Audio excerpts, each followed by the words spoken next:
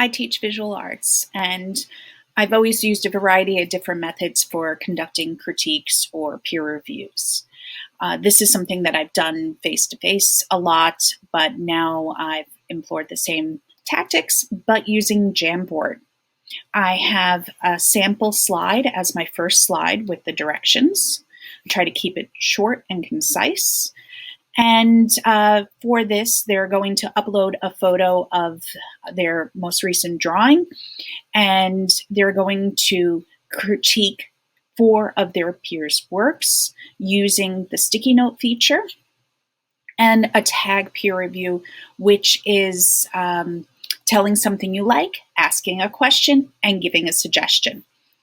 And the students work anonymously. This is a grade 8 class, so they don't have their names up there, and they don't include their names on the sticky notes. But I can have an idea of who's on what slide because their individual pictures show up in real time at the top of the slide.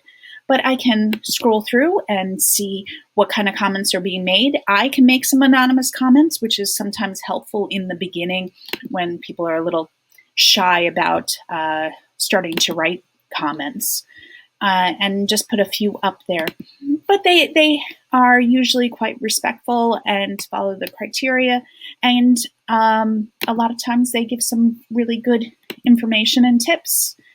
And I found this tactic to be very successful for getting the students engaged in a quick activity where they can communicate and share ideas.